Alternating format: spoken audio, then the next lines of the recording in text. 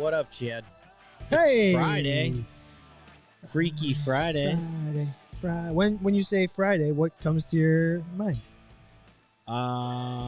Friday Night Lights. The TV show or the movie? Movie. See, I know. okay, I love it. But when you say Friday, I think. What do you think of? Well, the first thing I thought, it's Friday. I think of Step by Step. I think of Step by Step. I think Full House at some point. Was that a Friday night TV show? What were the other TGIF? Boy Meets World was on TGIF for a while. What were the other shows? I don't know. That would be a good question for the live listeners right now. If you're on the live show, which we're not. We don't have the live listeners right now. So welcome. Little impromptu Friday show. This is of the Candid Athletic Training podcast. Candid Athletic Training episode 235. If you've been listening recently or... I'm back. Kevin, congratulations. Oh, thanks, man. Last week, he had his second baby boy. Second baby boy. Do you want to fill in any details, or shall we call him Mysterious Baby number 2? Mysterious Baby number 2, Seamus Gerald Creighton. Gerald. Born on 9/20. That's September 20th at 6:16 p.m. That's why we didn't have the podcast that night, guys. It was interesting because we didn't podcast last week Wednesday because you're like, I think it might happen tonight. Yeah. And then I ended up doing a show. God, I could use it. I ended up going. Hey, Kev. I ended up going on. Congrats on another tax deduction. Kevin just gets this show. He gets it. Kevin, you win. You win. You just win it. So I ended up going on.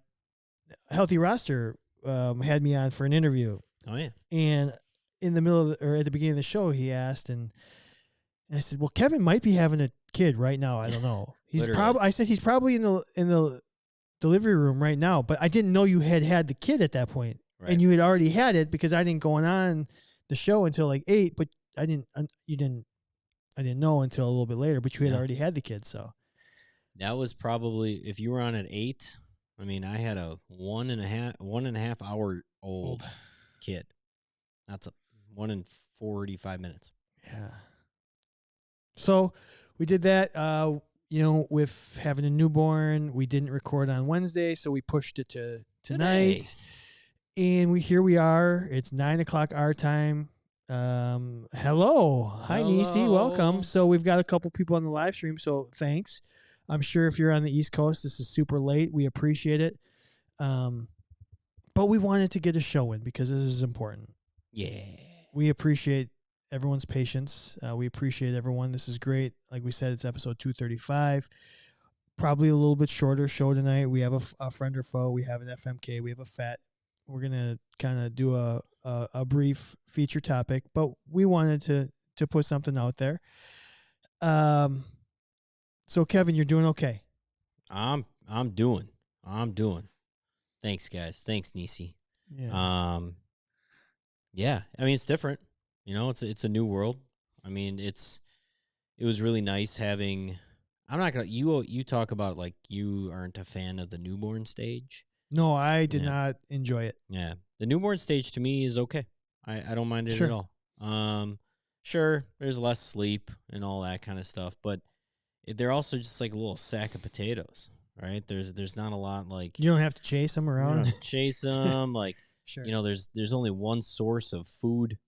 They're either eating, sleeping, or pooping.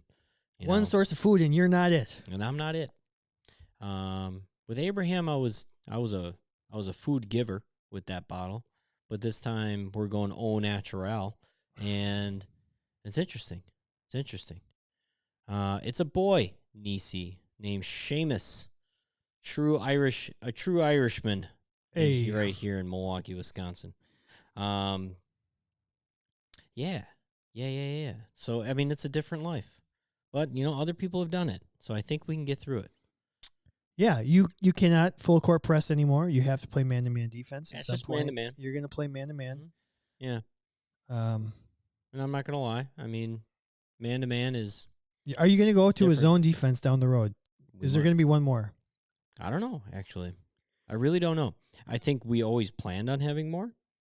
And we've talked about not, like, having another one right away like we did this time. Back to back to back. Which I'm glad. I'm honestly, I'm glad that we had the second one right away, because I think if we have a third one, like, it'll be a couple years maybe from now, and I think then these two boys are going to be a little bit older, a little more self-sufficient. I mean, I think it'd be a good thing for us, but we don't know. We really don't know. We're in the discussions. Let the chips fall where they may. Yeah. Well, very good. I mean, in the last 2 weeks, what's that? Kevin. We just wait for Kevin's comment. Yeah. Well, the Packers were exposed last night. I don't know what coverage they were playing. Coverage 0, none. Hannah Chun is what up, Hannah? Available on a Friday night. Hey yo. Welcome to the show. What the hell are all these athletic trainers doing available on a Friday night? The games must have just finished. You guys are in the ATR cleaning up. Get your notes done, kids. Document with Healthy Roster, which we'll get to. And that's actually our feature topic is going to be a little bit of what we miss in the traditional setting, getting out of the traditional setting. A lot. There's sacrifice. We there's some good to our job, and there's some stuff we miss. So we're going to talk about it. Yeah. I think I was feeling a little nostalgic driving here tonight. The lights are on Friday night, whatever. So we're going to talk about what we miss about the traditional setting. That's going to be our feature topic. So, without giving any spoilers, I think we mentioned this last time, but I've been working really hard behind the scenes, trying to build what we do for the athletic training community. And I'm very hopeful, fingers crossed, if things don't fall through, that we have not one. I'm going to sound like LeBron here. Not one. Not two, not three, but 4 potential new sponsors. 4 partners. How could we possibly have 4 people that are interested in 4 companies? At least I think we're gonna have. We have 2 for sure. Those. And I have 2 more that I think are going to happen, but I don't want to get ahead of myself. So I'm very excited. So if you listen to the show, you may want to consider getting a membership. I think for those of you that are members now, next year is going to be really fun, really important. So super happy about that. But let's talk about the people we love right now. Let's do it. Our official sponsors, the official sponsors of Candid Athletic Training, are the folks at Healthy Roster, www.healthyroster.com, the best EMR in the world. Dan just had me on there. They just interviewed me for some social media stuff. And if you go on their social media, they are really working hard right now in terms of like wanting to recognize athletic trainers and what they do.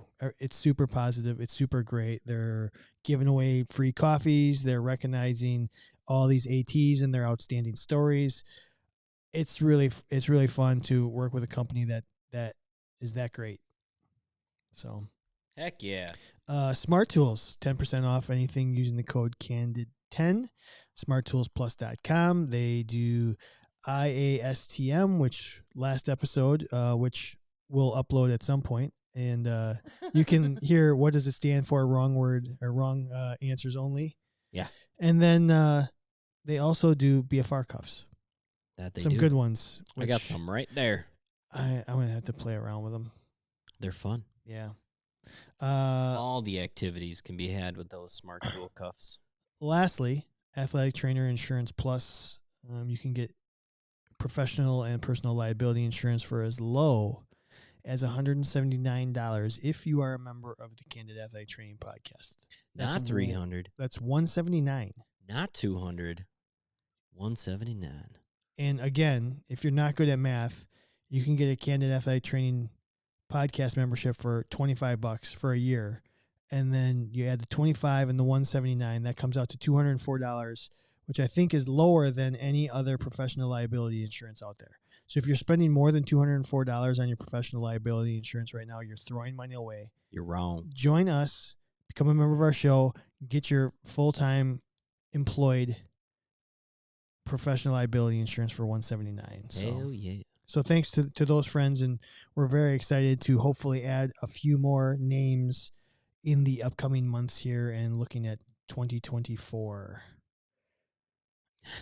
BFR for your neck, asking for a friend. Well, sure. Did we do a FMK BFR? I think we might have done it with Ed, but I don't think he answered. I think we should do one. I mean, I know we have a different BFR for tonight, but I'll write different it down. FMK. Yeah, different FMK. BFR. Like FMK. the three phases of it. Oh, the 3 phases. We haven't done that, have we? I don't think so. Let's do that next week. Yeah. I'll put it on 235. So, all the kids are talking about some AT math or something. I don't know what that is. What's AT math? No idea. The math. Nisi and Kevin are talking about AT math. Something about girl math. I have no idea what it is. I'm going to have to look into that. Sounds like it's right up Chad's alley. I bet it's something like the differences between how ATs count versus how other people count. I don't know. AT math one of these days. Please tell me you guys have heard of the different kinds of math that's been Never heard trending. of it.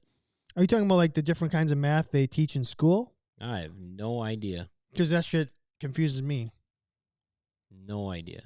It's math that only makes sense in your head. Interesting. I'm gonna need some examples of this. Well, I mean, we don't have to talk about it on the comments or anything like that, but I'm gonna need to look at this because if Nisi's talking about it, it must be funny. Okay. So maybe that might be a topic soon here. Who knows? AT math. AT math. We can come up with something. Sure. All right, let's do some shenanigans. Okay.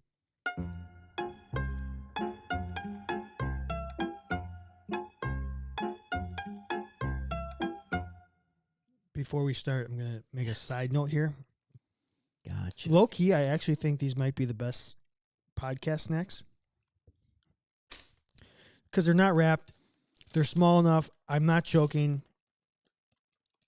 They're just enough. I actually think they're really... Never had a mini Starburst. Mini Starburst. Interesting. If you're first time listening to this show, we talk a lot about snacks and food and stuff here. That's what's important to us. It is important. It's important to all athletic trainers. Hey, you know what else? Yes, tell me.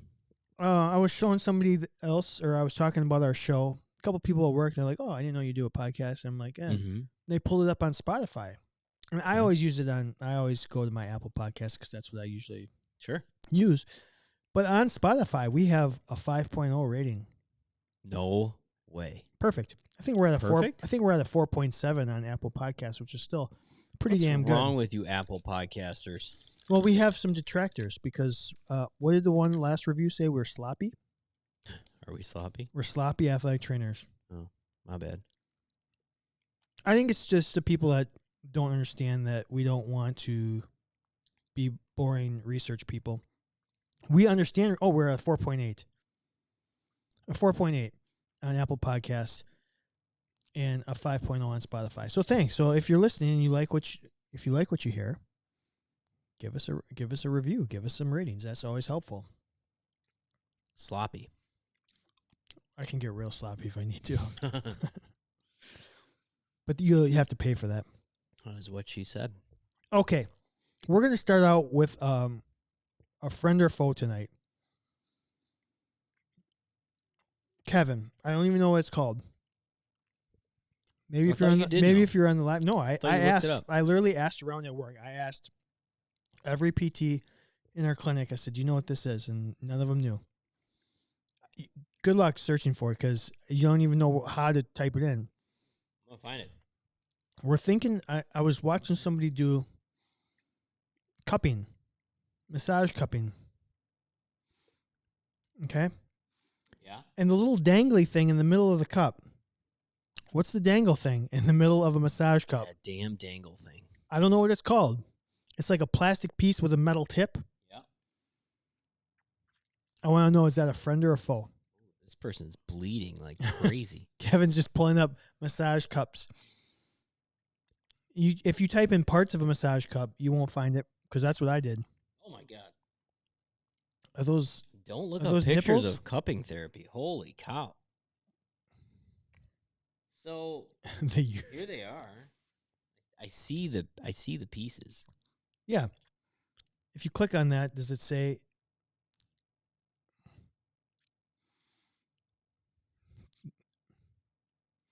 What does it say there?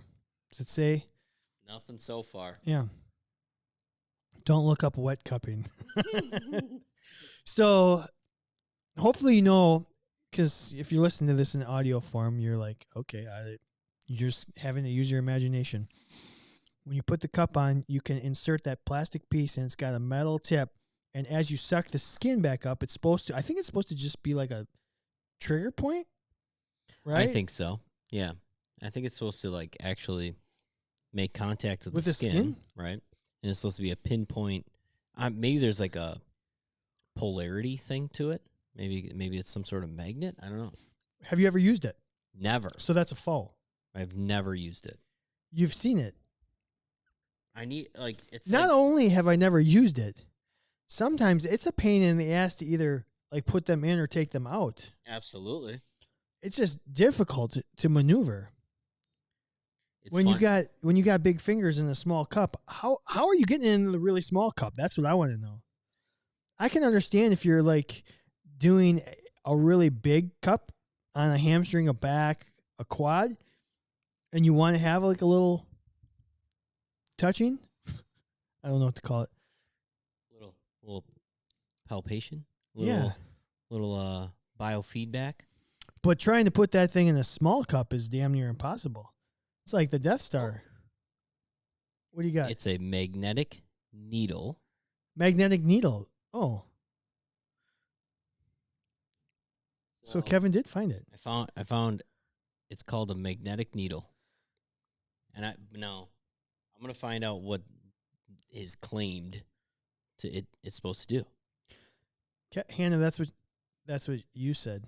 I never use them unless one is stuck from when I played with it and can't get it out. That is what Hannah said. How often do you have that problem, Hannah? You can't get it out. Bump. Oh, hey, ready? Yeah, go ahead. Gently insert the magnetic needle into the internal protruding part of the cupping cup. Sounds dirty. And pull out the magnetic needle after use. Helps relax muscles, improve blood circulation, and lower blood pressure. Hold on, give me that again. Give me that again. What's it used for? It helps relax muscles. Relax muscles. Improve blood circulation, and lower blood pressure, making you feel relaxed and comfortable. They're saying that's what the magnetic part does, or the cupping in general does? Nah, I mean, what are the magnets in the cups for? The HACI magnets raise the pH of the tissue to a more alkaline state. Alkaline tissue means inflammation cannot exist in that environment. The clinical advantage is the therapist is working the tissue that will allow oxygen to be introduced, thus facilitating a healing environment. No magnets means no pH advantage. So why? Okay. Whoa, so they're saying it actually changes the treatment. It changes the treatment. How come? It makes it more alkaline. The first question I have. Okay, tell me. Ask it. It's 2023, and this is the first I've ever heard that.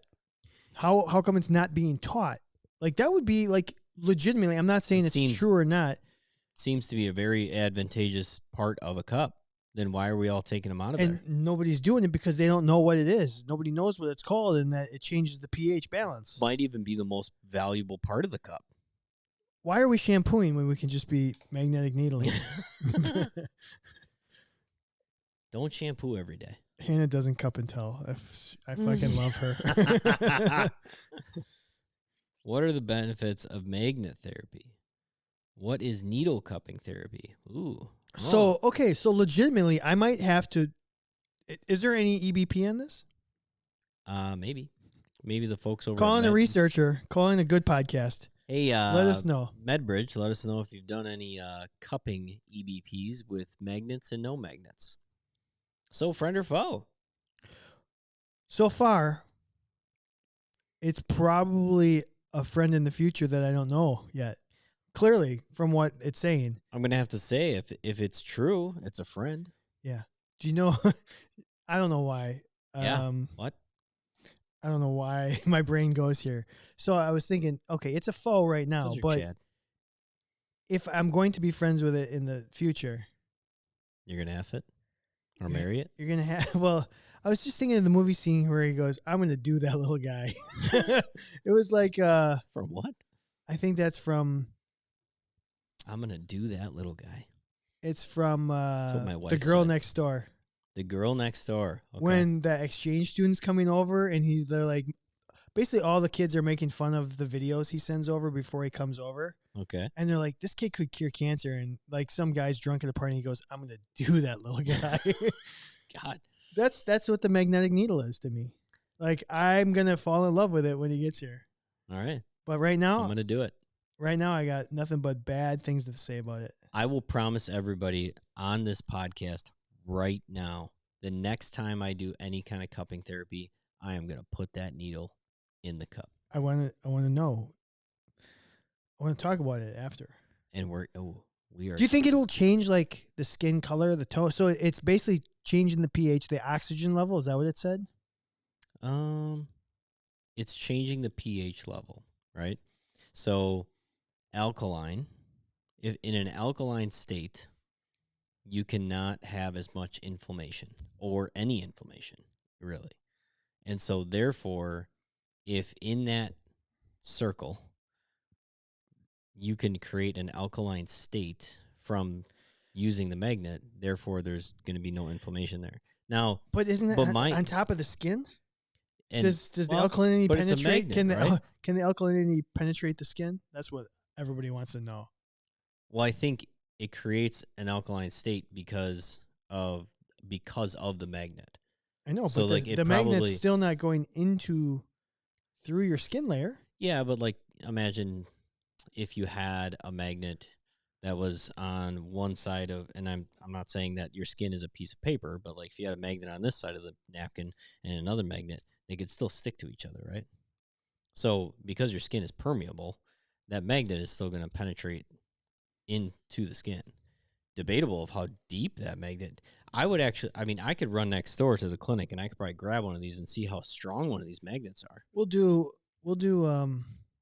save that maybe for next week. A bonus video. Yeah. We'll see how strong this magnet is. So this ended I'll put it right up to your head and see what happens. This ended up being a way better. Do you have any fillings? Do you have any fillings? I just went to the dentist for the first time since probably the pandemic yesterday. Do you have any metal in your body? Yeah. Like we could put the magnet against your mouth and see if it actually. Do you have any fillings? I have the . Bit of a filling in the Yeah, I think I've got. It would not be enough metal. Yeah. Or the neck. Okay. Too bad we don't have Nate on the podcast because we know he could find somebody with metal in their body and he would stick that magnet right up against that.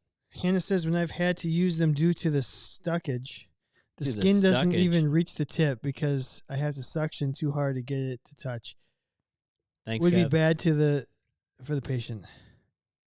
Is there a difference between the red and the blue? It's a great question. Probably not. But maybe. It's really good. We're going to deep dive on this another time. The magnetic needles. Oh my gosh, I'm finding so much stuff. I don't know about red or blue though. This is too long of an article. Yeah. Okay. We're gonna deep dive into this for everybody. Anyways, and this is gonna become a legitimate podcast that is gonna give you the information that you need. Magnets. I'm still saying it's a foe. It's too much work for potential. Like Hannah said, she's calling BS on it. I think it sounds theoretically promising, but in reality, is that what's happening? I'm not sure. So, too much work and an extra thing to clean. So, are you still saying I'm gonna say friend. Why not? You're going friend. Okay. Cool. That was a good one. I didn't know this information before the last 5 We're minutes. growing as clinicians as we speak, and hopefully you are too listening to this The show. things you know. Do you want to do our FMK or would you Sure. like to do our fat? Let's do our fat. Let's do a fat. Let's do a fat. Kevin's gonna dominate this fat. So while you've been on, what would you call this, paternity break? I guess so. You're on paternity leave. Yeah. You've been binge watching Planet of the Apes. Yeah, me and the wife were searching for things to watch, and I said, I heard the latest Planet of the Apes movies were actually pretty good. And so we're like, why not? Let's watch one.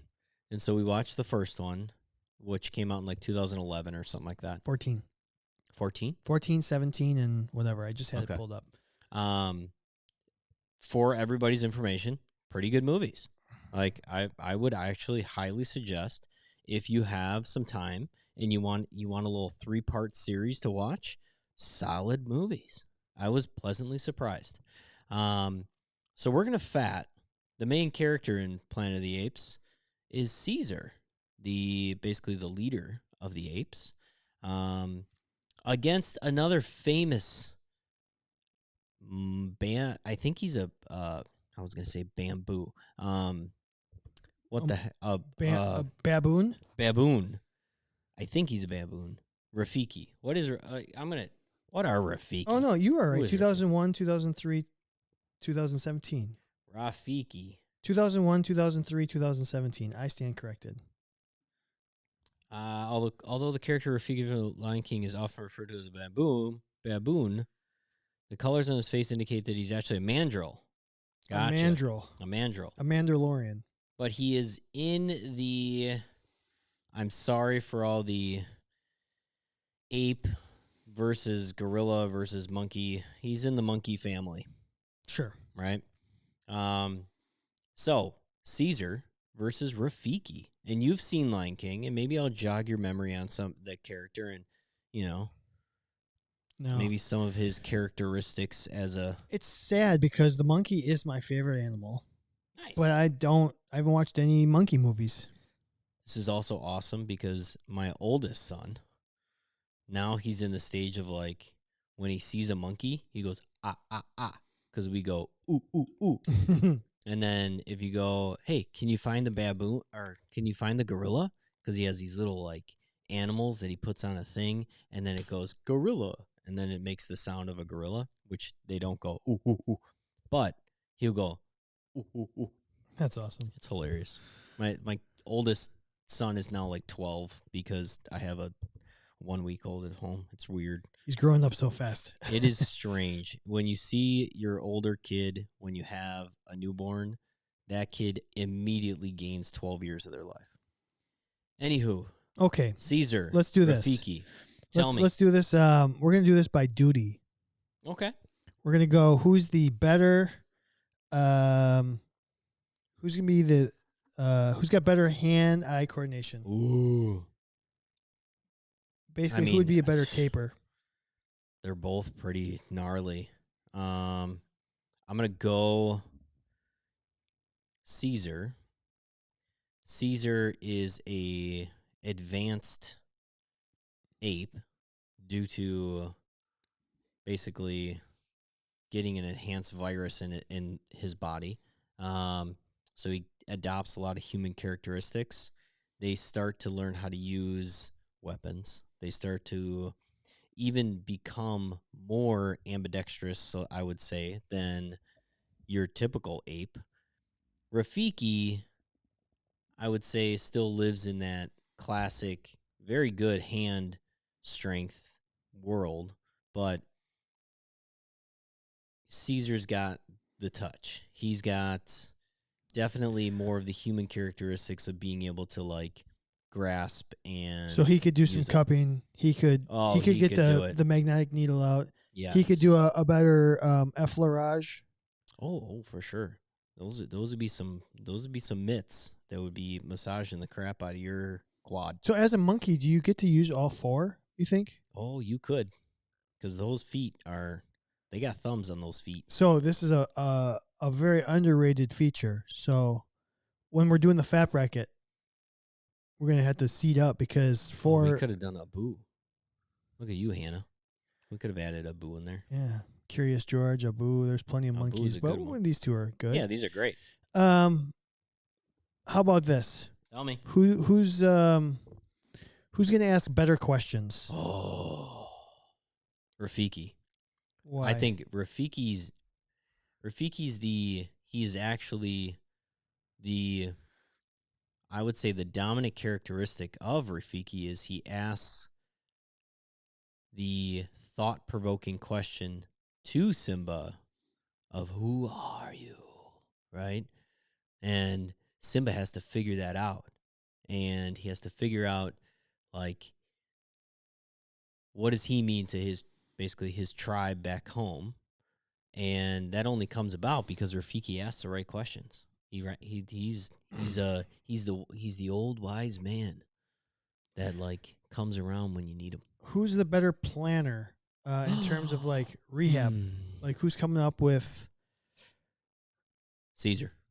Caesar lives in a I'm sticking to my plan because I know at the end of it it's the end goal that I have in mind.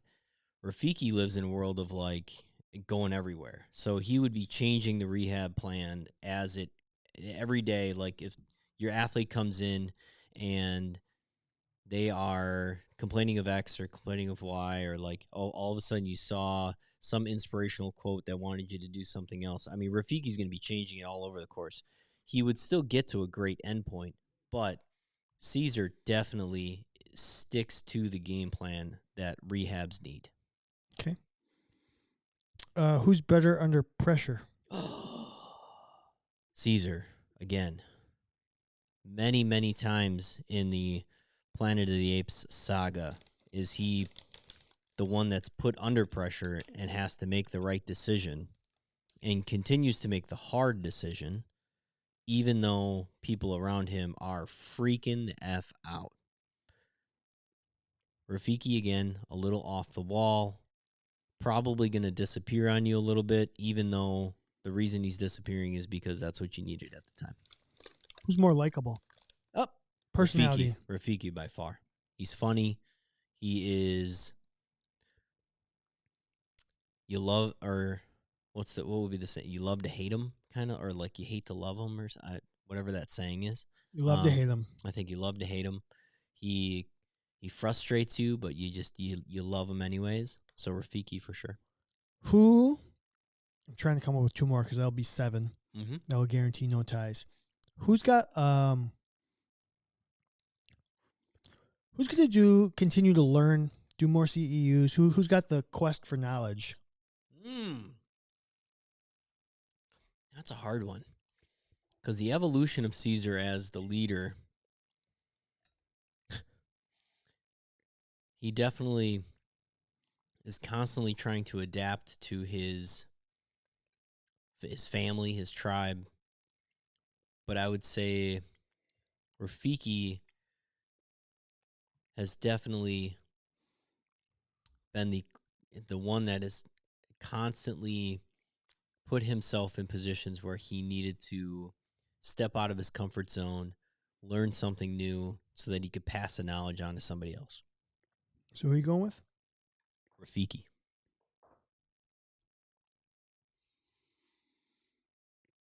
I need a tiebreaker question. What else do we normally? I mean, we normally like hit up like the duties. So we did the emergency skills. Dealing we did with like coaches. eval. We did rehab. We did under pressure. More personable, more learning. Okay, how about this? Who's the tidier? Who's going to have a cleaner, more prompt? Like who's going to be the better administrative side of athletic training? Caesar. Why? Again, Rafiki's just all over the place.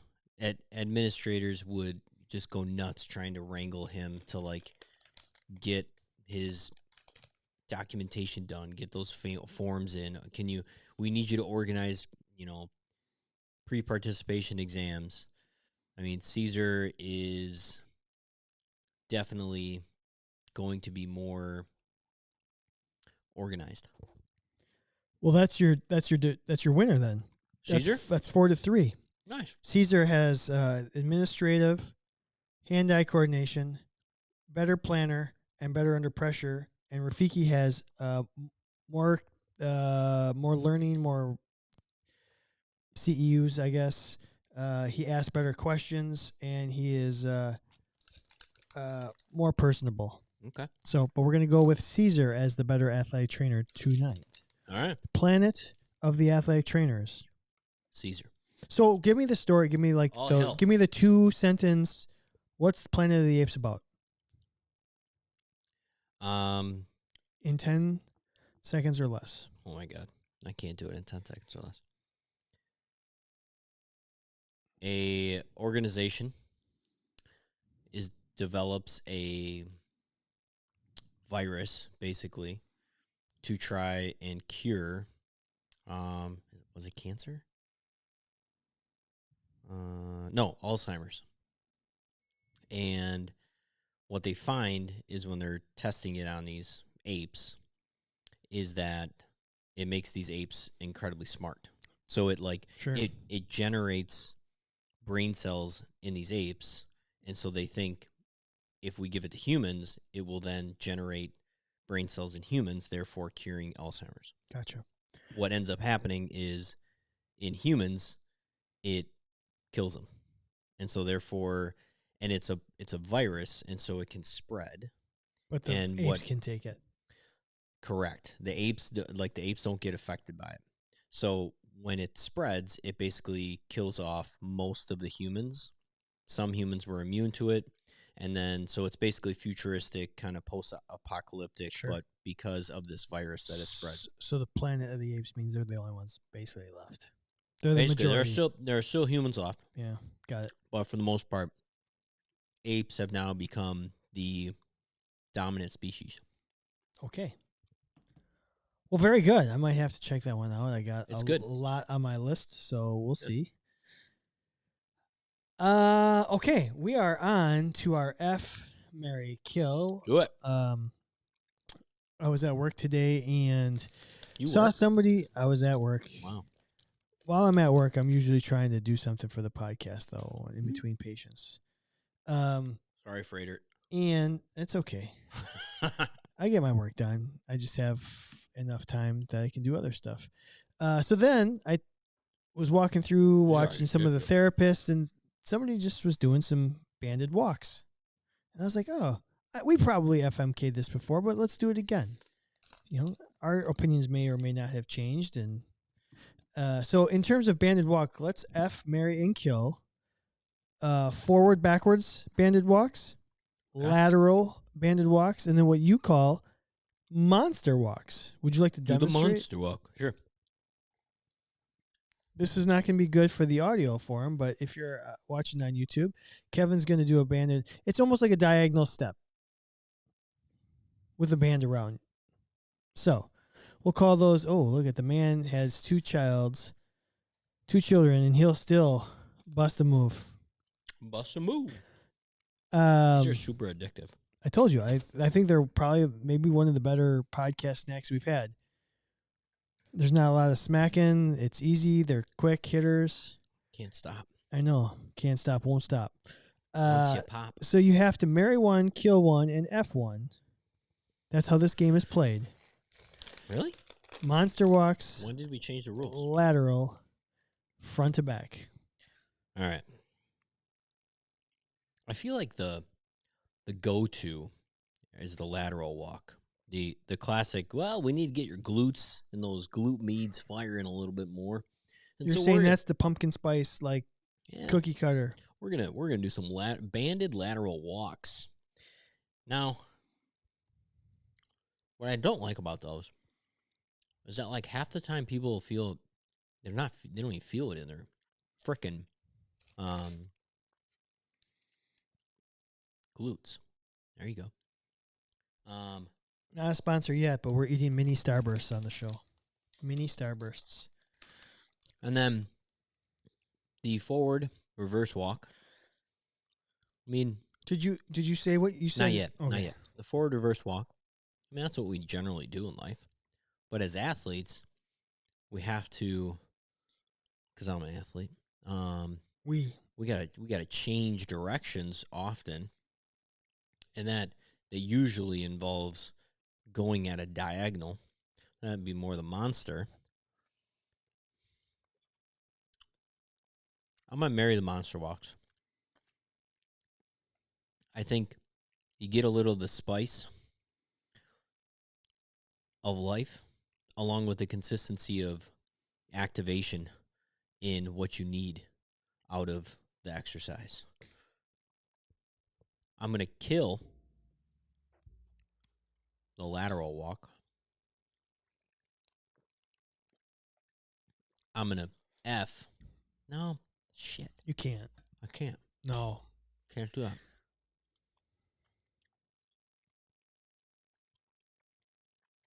How about this?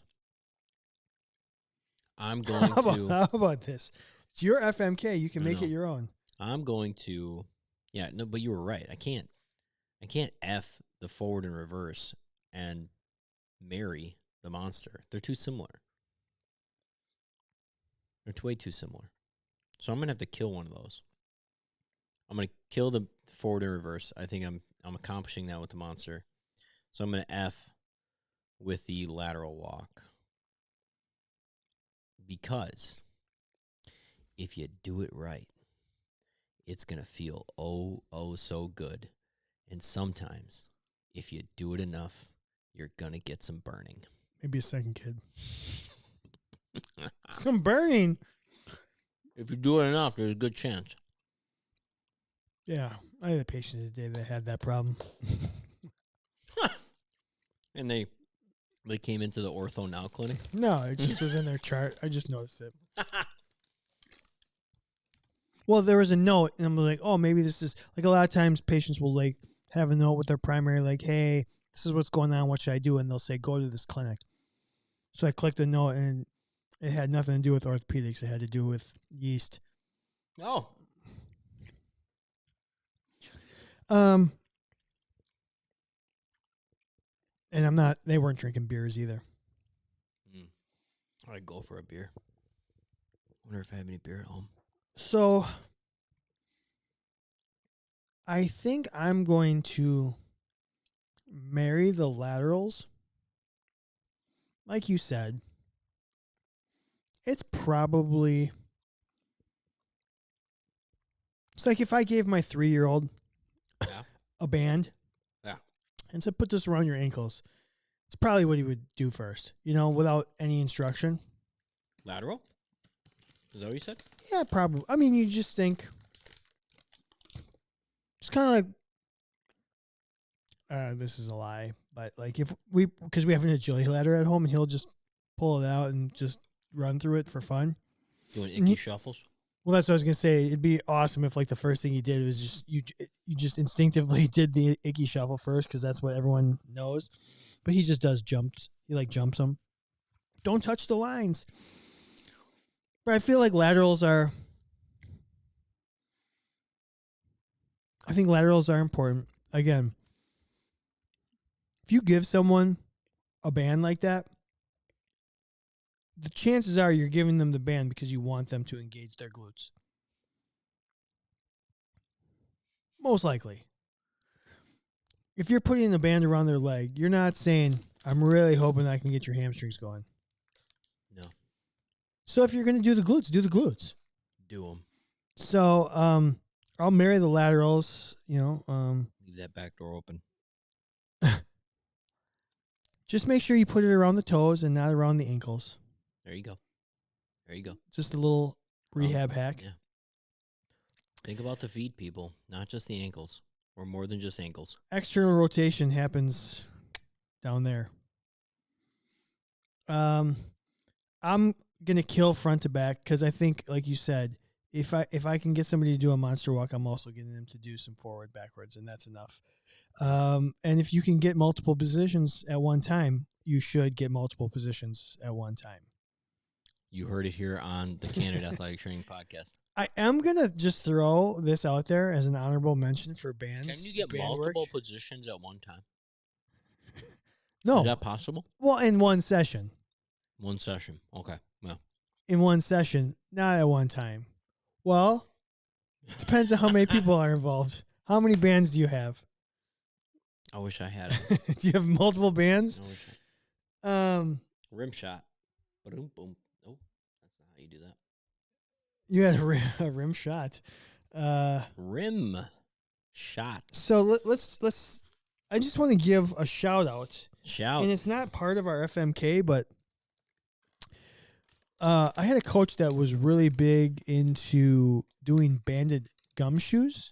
He called them gumshoes. What the hell is that? So if you put the band around your feet, okay, around your toes, around the toes, okay, and then you keep one foot on the ground, and then you pick up the other foot and pretend like there's a piece of gum on the bottom of your foot, and so you have to externally rotate and flex, almost like a Faber's test or like a heel up the shin test. Heel Faber's, like a figure four. Oh, okay. Banded. I got some sneaky good. You want me to demonstrate real quick? I got some bands back there. I'll just demonstrate. Why don't you talk the listeners through what I'm doing as you see it? If you're just tuning into the podcast, Chad's gonna walk to the back of the room here, and he's gonna grab a band and he's gonna put it around his toes. Yeah. So from here. Yep. Where's the band? The band's around my feet, toes. Band around his toe. Yeah. We need the actual band. It's only 14 feet away, buddy. All right. Chad is now going to put the band around his toes. Okay. One foot's going to stay on the ground. Oh, okay. So you're picking up your march with an external rotation.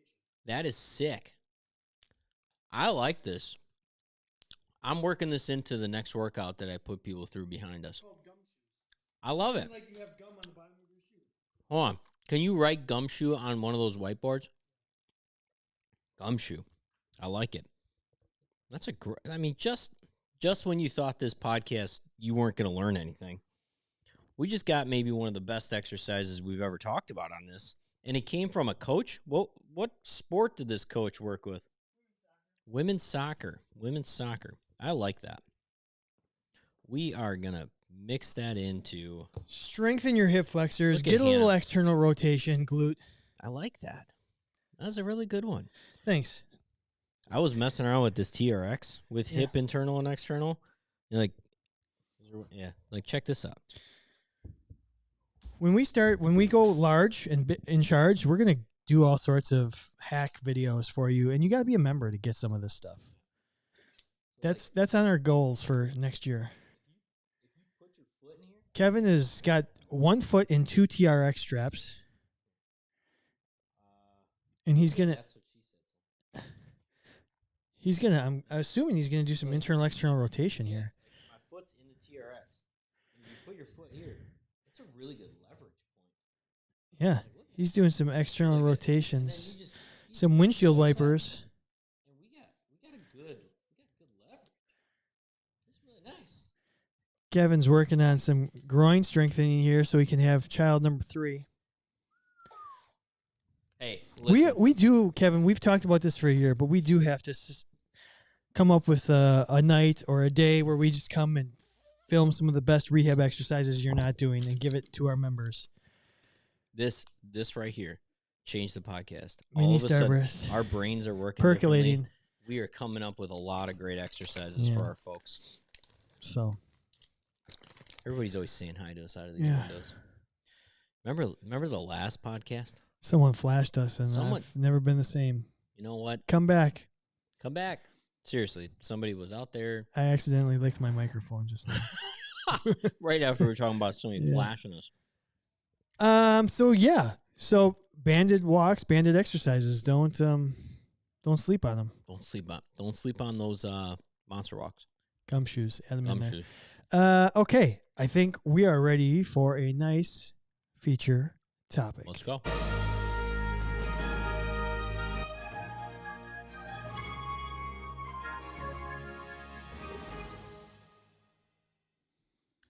So I alluded to this earlier. It's Friday night. I was driving up here, and actually all day I was like, "Oh, I'm going to record Friday night. That's kind of cool. It's special." Friday night kind of always had that like under the lights special feeling, you know, and we're not too far from where I used to, you know, Correct. cover.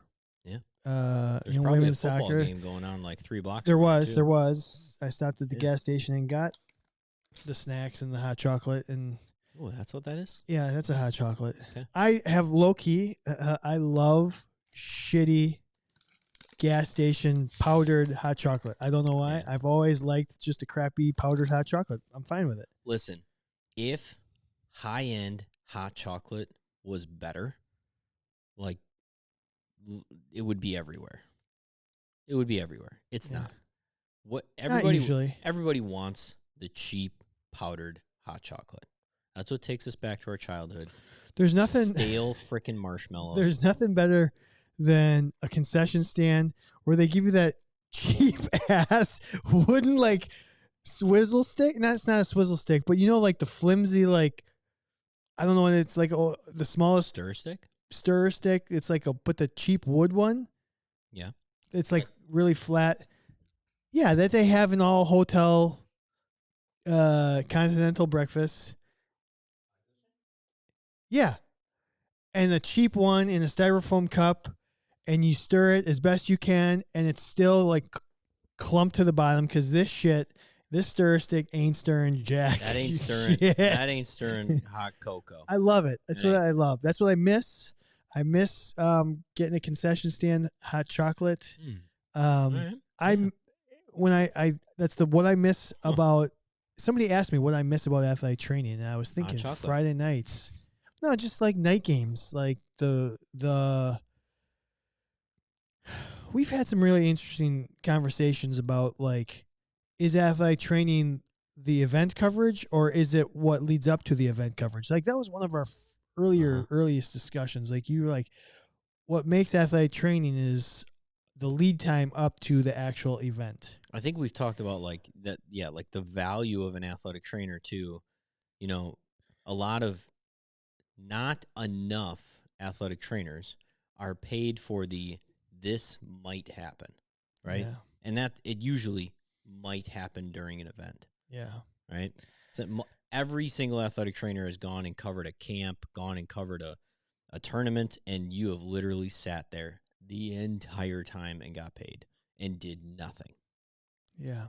But that was a valuable asset. You were a valuable asset for that place. It's insurance. It's auto insurance. Yeah. You wanted to make sure you have it in case something happens. But covering the event can be really fun. I think covering the event is more fun than covering a practice. It's energizing.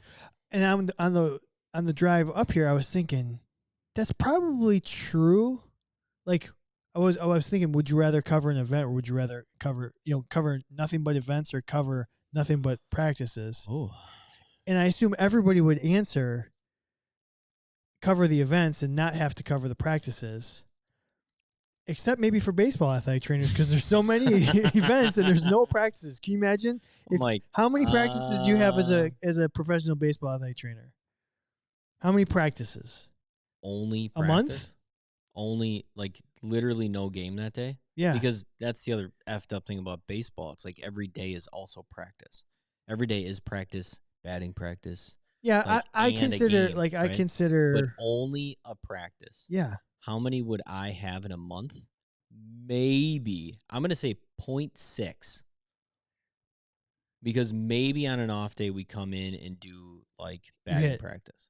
Like on a getaway day, we would, everybody, like people can come in and you'd wait, have like, 6 practices to cover. Like yeah.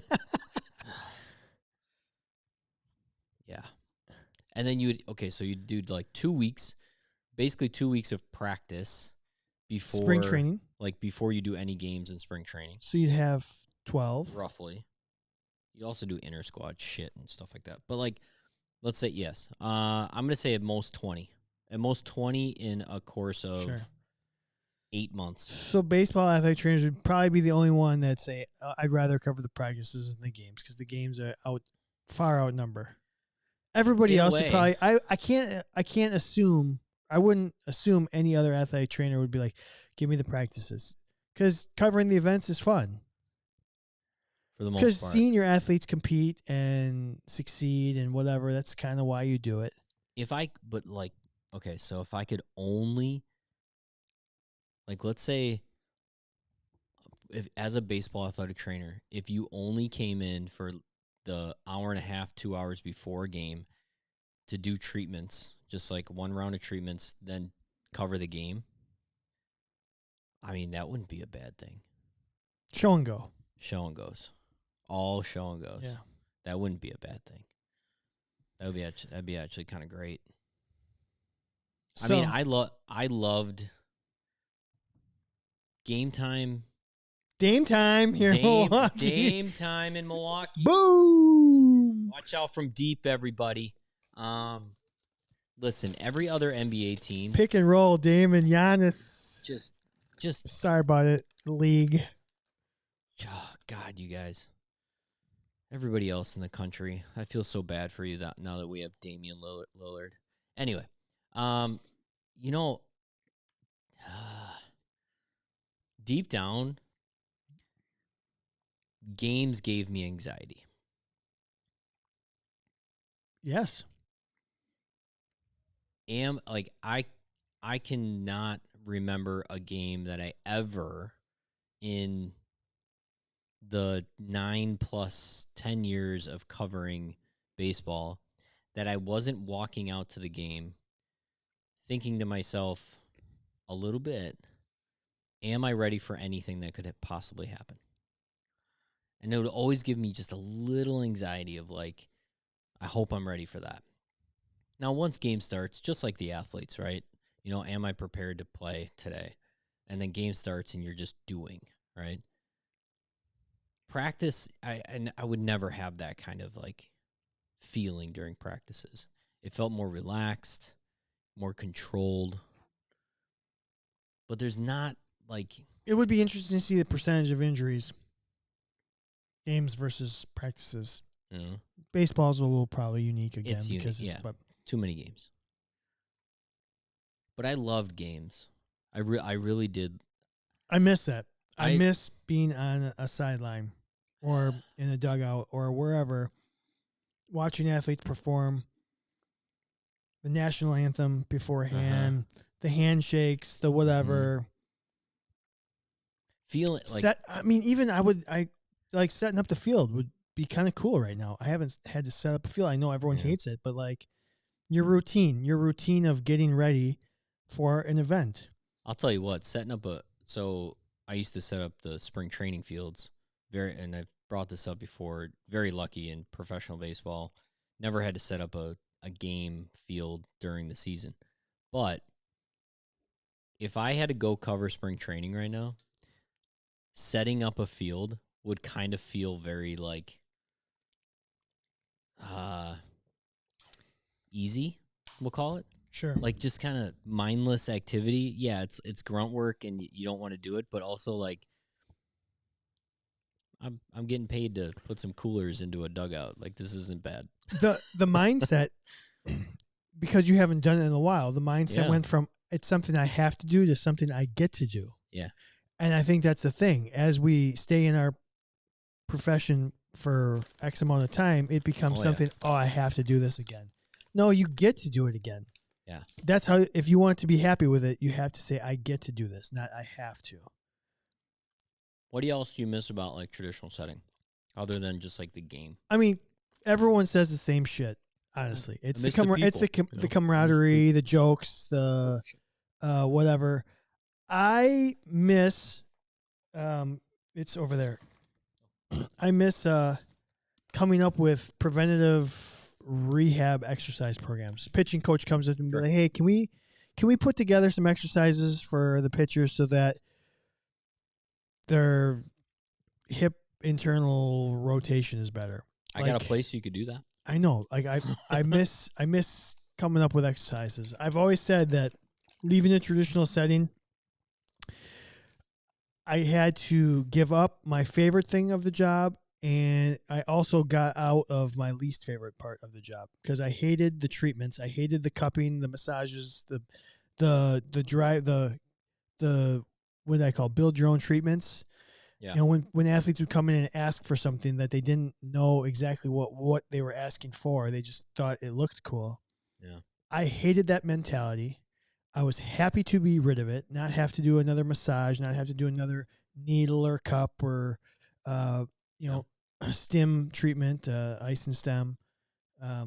But I miss being able to come with the exercises to help people. Yeah. So I miss that. What about you? I still get a lot of that, right? So like I do, that's everything I do next door is the manual treatment of stuff. And then I still get a lot of like those preventative, everything I do back here, I try to make like a preventative rehab kind of idea. Well, that's why you created this space. Yeah, that's why I created this space. So like other things I miss. I miss the bus. Yeah. I loved the bus. I miss traveling. I did love the bus where I could get on the bus, put some headphones on, check out. I love downtime. For somebody that does a podcast. Yeah. I tend to be pretty introverted. I can be an extrovert. Mm-hmm. I can be an extrovert, but I truly am an introverted person and just kind of like downtime. And the bus was the best. I will agree with that. I do miss the downtime of catching up on TV shows, movies.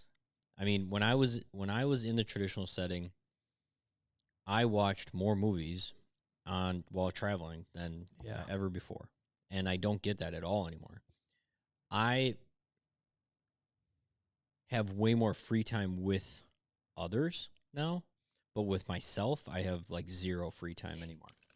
Like zero. And now I just added another dynamic of another kid. But I do miss that. Mm-hmm. I think our traditional setting, we were afforded that for sure. I miss being like the number one thing, like patient driven, athlete driven. And I talk to my patients about this that always ask, oh, like, well, what would you be doing with like a professional athlete right now? And like, well, number one, I would be seeing you for the next, like, let's say 8 to 10 hours. And then also I'd be seeing you every day. I do miss the progress that I can make as an athletic trainer with somebody every single day. Yeah. Whether it's small or large. That's what she said. Yeah. There was another joke in there. I only see my patients at best twice a week. And it's sometimes frustrating because I feel like sometimes I don't make as much progress as I could. Mm-hmm. I do miss that a lot. I miss like the automatic. I do have a set of really routine patients that see me all the time. And we never really have to talk about like even what's going on with them from physically pain or like what's tight. It's just like get on the table and we're going to work. I miss the automatic, like when that athlete lays down on your table, and for you and me, it was, the starting pitcher just lays down on the table and you know how to stretch their shoulder, right? There's no communication even had to be had. It was just literally, this is how we do things. I miss that a lot. Yeah. I miss that, like, just you're so in sync with your athlete that they don't even have to tell you what's going on. Yeah. I have something kind of similar, probably be my last one, but like, once you've kind of actually not even really have to work that hard at it, but what in my current setting, it's like every patient that comes in is like new and they don't know what I know and what I can do. And I'm just doing these shitty little 3-minute histories and just moving on. What I miss working with the athletes is that feeling like I felt like they gave me the utmost respect, and they kind of viewed me as like I got a place you can do that again. I was their go-to, like you were their guy. I was the guy. Like, hey, Chad will take care of me. Chad's gonna take care of me. And at work now, I'm just the guy that fucking asks what medicines you take and if you still have herpes. 100%. Whatever. Mean, in your setting, that's tough. Yeah. That's really so tough. I miss just feeling important to somebody. Sure. I'll just say it like that. I felt important when I was in the traditional setting. And sometimes I get disappointed because like those athletes that I felt super important to when they graduate, I thought I'd still be important to them, and I don't hear from any of them. And that's okay because I am important to other people. Yep. But I miss that. Totally. I'm right there with you. The only thing is I still get that, which is nice. I just don't get it all the time. But I do. They pay you to tell you how important you are. They do. But I do have my patients that are like, I don't even go to my doctor anymore. I just come to you. Yeah. Like I have my guy now, and I tell everybody when they talk to me, like, oh, this is bothering me. Well, I got a guy for you. Like, I love doing that. It's actually one of my favorite. Like when somebody says that, I'm like, awesome. Like I still have it. I still got that. Like still traditional athletic training. I mean, I think we hit a lot of good stuff. Yeah. We could go on forever about things that we miss. We could also go on forever things that we hate. So hopefully if you are listening to this and you are in the traditional setting, hopefully it made you realize there's a lot of frustrations out there, but maybe it's not everything is terrible.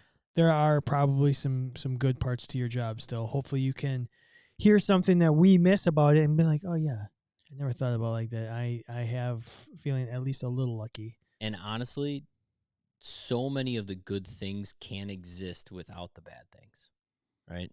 You can't be somebody's guy without having to deal with what you had to deal with, right? Mm-hmm. You couldn't just be a drop-in every once in a while athletic trainer and be somebody's guy. Like it's know that the profession offers a lot of suck that comes with a lot of great things. And I think that's why a lot of us have done it or still do it. That's why it's a great profession. It really is. That's why good people do it as well. So, you got anything else for the folks? Or should we shut her down? We should shut it down. So thanks to Kevin and Nisi and Hannah for joining us tonight on this very unique Friday night. Not really impromptu, but it's just a not natural time for us to record, so it was fun. Yeah. So thanks for joining us on the live stream. Thanks to you at home for listening. Episode 235. Come back next week, listen again, share the podcast. Like I said before, give us a review, give us a rating, but really just word of mouth is the best thing you can do for us, is get people to come join us on the live stream or come listen to us. Thanks to Healthy Roster. Check them out, healthyroster.com. 10% off anything Smart Tools, smarttoolsplus.com. Use the code CANDID10. And discounts on professional and personal liability insurance through Athletic Trainer Insurance Plus. Lowest rates in the business if you are a member of the Candid Athletic Training podcast. Kevin, congratulations. Thanks, man. Welcome to Seamus. The Candid family continues to grow. Mm-hmm. Super happy for you, man. Thanks, man. Appreciate it. I'm back. We will see you all soon. Bye.